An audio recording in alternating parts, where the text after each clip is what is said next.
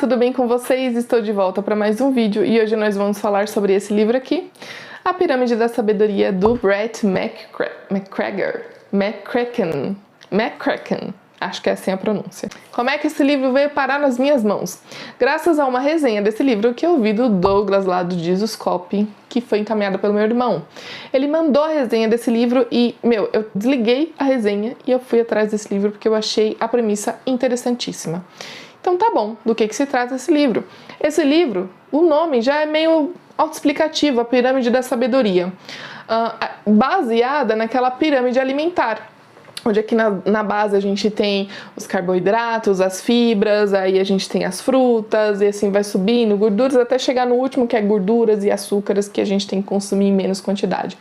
Ele criou essa pirâmide aqui da sabedoria, baseada nessa pirâmide alimentar, e dizendo pra gente quais são os recursos que a gente pode usar para ser pessoas mais sábias. O que isso implica?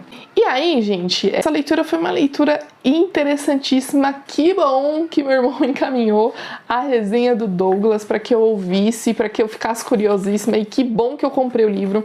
Ele está dividido em duas partes, e a primeira parte é uma parte muito importante, porque ele vai falar aqui pra gente o perigo, né, as fontes da nossa doença. Primeiro, ele fala que a sociedade atual, por conta da tecnologia, está doente, no sentido da informação. Inclusive, o primeiro capítulo se chama Glutonaria de Informação. Estamos obesos de informação.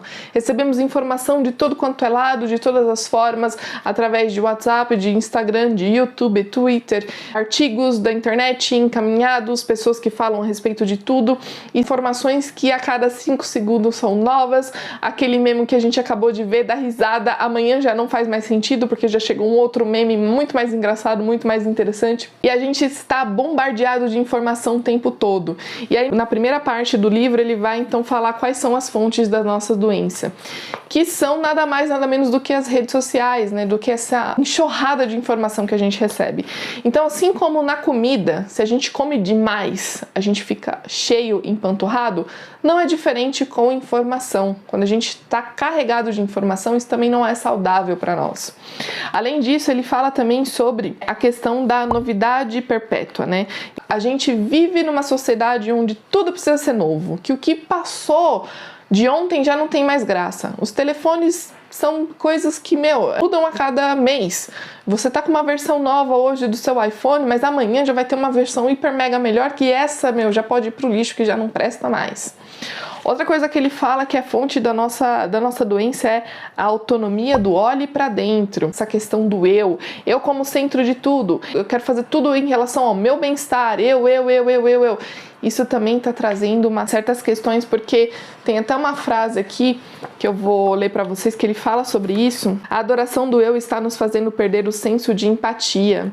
Então, quando a gente traz muito pro eu, a gente perde o senso do outro. Por isso que a gente vê que nas redes sociais, tudo que a gente vê é pessoas cancelando as pessoas, pessoas odiando pessoas porque têm opiniões diferentes, pessoas se debatendo porque seu político de estimação não é o mesmo que o meu, e assim por diante, porque as pessoas pararam de ter empatia. Elas perderam a noção de ter empatia porque agora tá fácil, tudo que eu quero eu simplesmente jogo na rede. E a minha opinião é essa: se doa quem doer, e se você não gostou, sai da minha página, ou então vou te cancelar. Coisas deste tipo. Então, a gente tem essa primeira parte falando sobre esse problema que as redes sociais nos trouxe. E aí, na segunda parte, ele vai falar um pouco sobre cada uma das competências que ele acha importante, como autor do livro, que possamos ter para termos sabedoria. Mas a base dele é uma base cristã. Então, obviamente, a base para essa pirâmide está aonde? Na Bíblia, sim. A base para termos sabedoria está na palavra de Deus. É lá que está a nossa base, nosso código de conduta, a nossa vida moral. Tudo que precisamos saber para sermos pessoas mais sábias, nós temos que usar como base a Bíblia. O que acontece é que ultimamente a nossa base tem sido as redes sociais. Tudo que a gente quer saber, tudo que a gente quer ter certeza, a gente recorre nas redes sociais. Quando a gente quer falar sobre alguma coisa, a gente vai nas redes sociais. Quando a gente quer saber de alguma opinião, a gente vai nas redes sociais. e isso não é saudável. Traz todas essas doenças que eu falei para vocês. Então aí ele vai explicar cada uma dessas competências, vai explicar que a nossa base, nossa fonte de alimento intelectual tem que ser a Bíblia. Ele vai falar também um pouco sobre a vida em comunhão, a vida em comunidade com a igreja. Então ele vai falar aqui que, infelizmente, ultimamente, a gente tem visto as pessoas abandonarem as igrejas porque não acham mais necessário ter igreja, porque eu tenho a minha relação com Deus aqui, tá tudo certo, eu não preciso viver em comunhão. Mas aí ele vai dizer pra gente o quanto é importante a nossa convivência com outros irmãos, a nossa convivência em comunidade. Nós somos seres que fomos feitos para viver em sociedade e ter uma base e uma convivência em igreja entre irmãos que têm a mesma fé, vão ter os mesmos pecados, vão ter as mesmas mazelas, os mesmos problemas, mas mesmo assim, mesmo sendo falha, nós temos a importância de ter a igreja. Ele vai falar esse trecho aqui que eu gostaria de ler para vocês, que eu achei muito interessante. Então ele fala, é uma comunidade que nos ajuda a ver nossos pontos cegos e áreas de crescimento necessário. Uma comunidade diversificada de exemplos de como caminhar, falar e viver como Cristo, que podemos observar e imitar. Andar sozinho não vai te levar muito longe. Prestar contas apenas à sua própria autoridade provavelmente o levará à doença espiritual.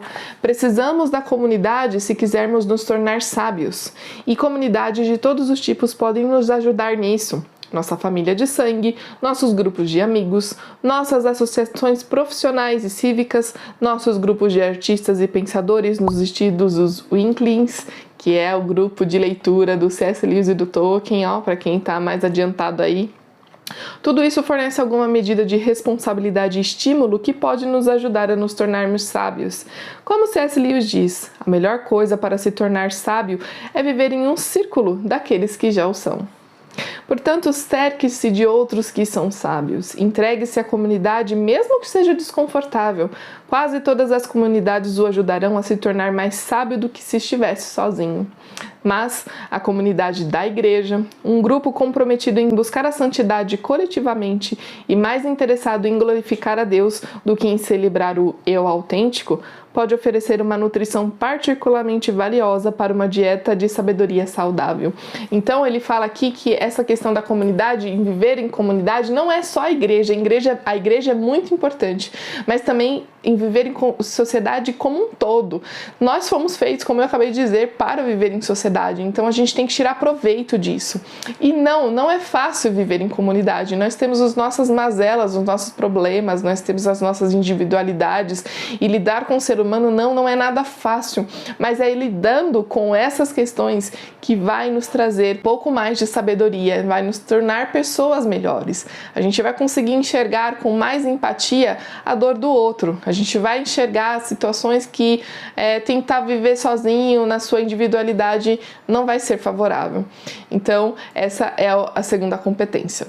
A terceira competência que ele fala é sobre a natureza. Ele vai falar um pouco sobre essa questão da natureza, né? Como que a natureza vai trazer sabedoria para nós?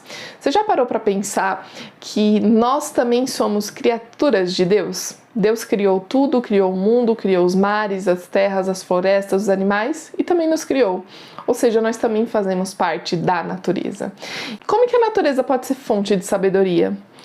Eu faço parte da natureza. O que isso vai trazer para mim? Né? Onde é que eu tô ligada com a natureza? Sabe assim? Só que aí na própria escritura diz que a sabedoria pode ser encontrada na criação de Deus, né? Então em Provérbios 8, a sabedoria personificada diz que ela estava presente com Deus antes e durante a criação do mundo. Quando ele preparava os céus, lá estava eu, diz a sabedoria, lá no versículo 27 de Provérbios. Quando traçava os fundamentos da terra, eu estava ao seu lado como arquiteto. O mundo foi criado literalmente como sabedoria. Como diz um escritor, Deus programou o mundo com sabedoria. Para usar uma analogia com o computador, a sabedoria é o sistema operacional do universo. Em outra parte das escrituras, vemos que a sabedoria pode ser encontrada observando de perto a obra de Deus. Quando a gente para analisar o quão complexo é o mundo girar, a gente tem as estações do ano, a gente tem a influência da lua em relação às marés, em relação às plantações, a gente tem um bebê se formando no corpo de uma mulher através do nada, apenas de uma relação, e dali nasce uma vida. Quando a gente observa toda essa criação, toda essa natureza, a gente fica embasbacado do quanto há de sabedoria, cuidado e atenção em todas essas partes, em todas essas situações. Então a gente, pelo menos para mim que sou cristã, não consigo olhar para essas coisas e dizer, obra do acaso? Não, teve um arquiteto ali, teve alguém que colocou o dedinho em cada uma dessas coisas, na forma como o mundo gira, na presença das flores a cada estação, quando as folhas caem no outono, no inverno não há flores, e ao frio para nos compensar do calor, do verão. Tudo isso tem sabedoria, e quando a gente analisa isso com calma, a gente consegue, estar ligado com Deus nessa questão. Então, a natureza, ela nos mostra que existe sabedoria em tudo. Outro ponto importante que ele fala são os livros. Os livros são ótimas fontes de sabedoria.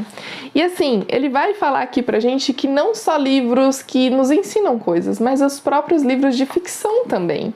Então não pense você que leitura é algo ruim, pelo contrário, a leitura ela vai te trazer muito ensinamento, muita sabedoria. Porque, por exemplo, o livro ele faz até um paralelo com o filme Interestelar do Christopher Nolan. Inclusive eu falei isso no meu story, porque ele vai falar assim, todos conhecemos a sensação de como o livro nos transporta para outros lugares e outros tempos. A gente pode ler um livro do século XVIII e a gente vai ser transportado para aquele momento. A gente vai entender aquele contexto histórico, a gente vai entender as roupas, os eventos sociais. Quando a gente lê um livro daquela época, a gente vai estar ambientado. É como se a gente estivesse participando. Quem já leu livros de época sabe do que eu estou falando.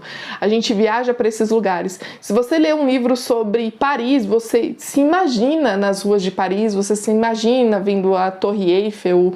O livro ele tem esse poder, você consegue imaginar onde você está. E aí ele vai falar sobre isso do filme. Adoro o fato do filme Interestelar do Christopher Nolan usar estante de livros como metáfora para a comunicação entre as dimensões de espaço e tempo. Os livros são os meios mais eficientes de viajar.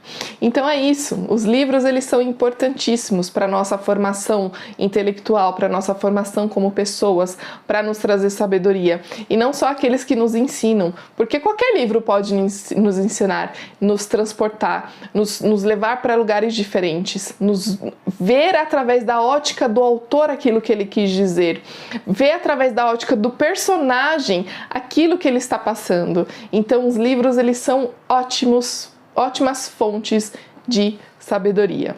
Outro aspecto que ele fala aqui é sobre a beleza.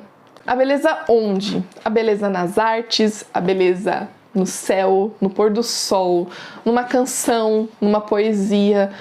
Tudo isso a beleza. Então a beleza ela nos traz descanso, como ele diz aqui no livro, ela nos traz contemplação, a gente pode contemplar a beleza de um pôr do sol.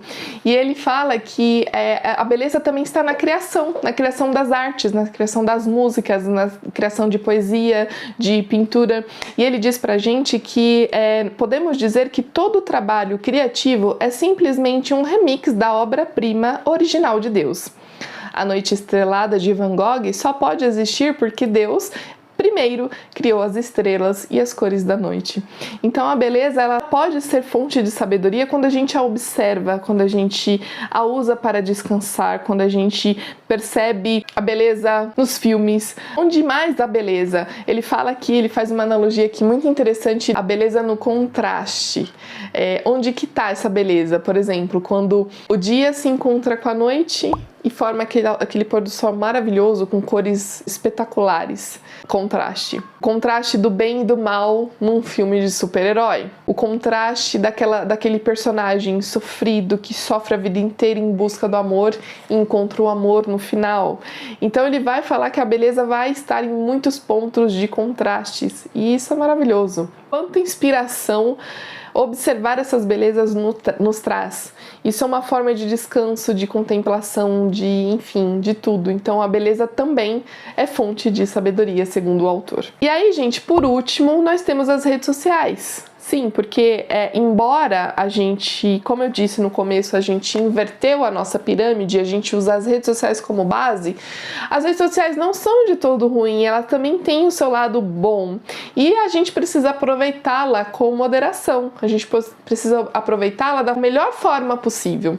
E o mais legal é que ele vai dar dicas aqui pra gente de como a gente pode usar as redes sociais em favor da nossa sabedoria.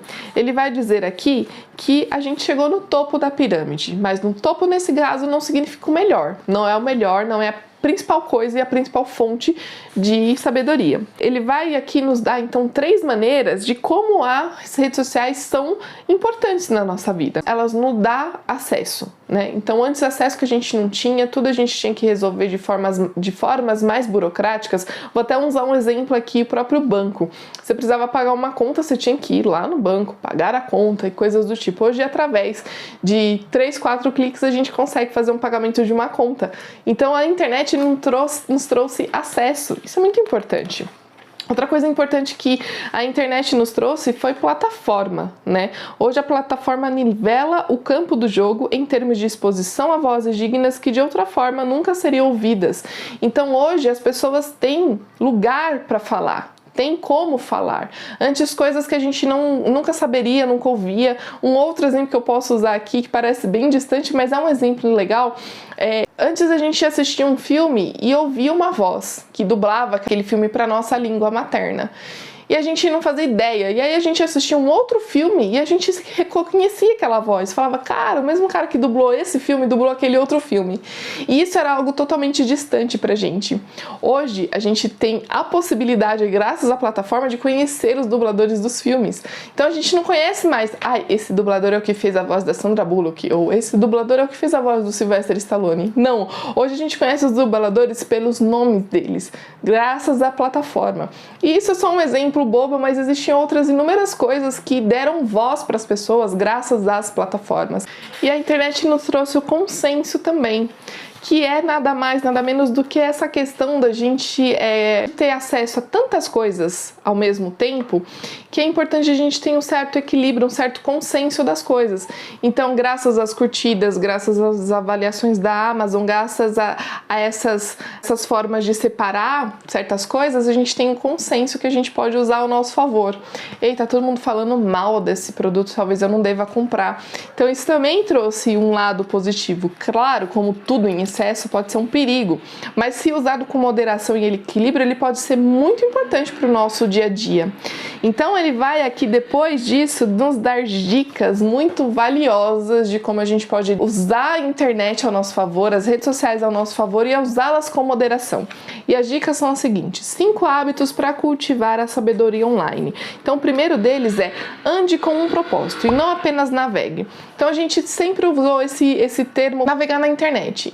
Só que normalmente a gente navega às vezes sem rumo, principalmente com as redes sociais, né? Às vezes a gente entra na internet com algum objetivo, pagar uma conta, comprar uma coisa, fazer uma compra online, coisas do tipo. Mas às vezes a gente entra nas redes sociais sem propósito. E esse é o perigo, porque quando a gente não tem um lugar para onde ir, a gente pode ir para qualquer lugar. E nesse ir para qualquer lugar na rede social ou na internet, pode ser um momento onde a gente gasta muito tempo, onde a gente fica só girando feed, vendo coisas, e isso é muito perigoso, porque volta lá para o começo do nosso vídeo, onde ele fala do perigo das informações demais, né? De que forma a nossa sociedade está doente. Está doente com esse excesso de informações. A gente acabou de ver um vídeo de gatinho fofinho, aí a gente já viu um vídeo sobre política e depois a gente viu um vídeo sobre como está a fome na Ásia, depois a gente volta sobre o que fazer para tirar mofo da parede. Então são muitas microinformações e o nosso cérebro não é capaz de assimilar tudo aquilo. Então o importante é: faça as coisas, entre na internet, vá com um rumo. O que você quer fazer? Eu quero comprar um livro. Então, vai com esse objetivo. Tenha foco naquilo que você quer, para que você não fique perdido e gastando tempo desnecessário com coisas desnecessárias e informações demais. Uma outra dica importante que ele dá é qualidade acima de quantidade. Então, às vezes a gente acha que quanto mais informação você tiver, mais sábio você vai ter. E nem sempre é assim, porque a sabedoria, para ela ser efetiva, ela precisa de tempo gasto, de energia gasta. em uma determinada situação, um determinado assunto, para que aquela ideia, aquele assunto, aquele aprendizado amadureça. Então, muitas informações jogadas de uma vez não vai ter o mesmo peso do que uma única informação estudada e lida com cuidado, com atenção. Então, menos é mais, né? Qualidade no lugar de quantidade. Outra dica que ele dá muito importante é desacelere. Mesmo que você não possa controlar a velocidade das coisas online, pode controlar a sua velocidade. Então você não precisa saber tudo. Você não precisa saber qual foi o último tweet do seu amigo, você não precisa saber qual foi a última informação que ele jogou. Nem tudo que está na internet é importante. Então desacelere. Não se preocupe com informações que não serão relevantes para você. Vá com calma, tem coisas mais importantes, gaste tempo onde realmente é necessário. Outra dica que ele dá é diversifique a sua exposição. Ele fala de uma coisa que é muito importante, que é o que a gente menos tem visto nos dias de hoje.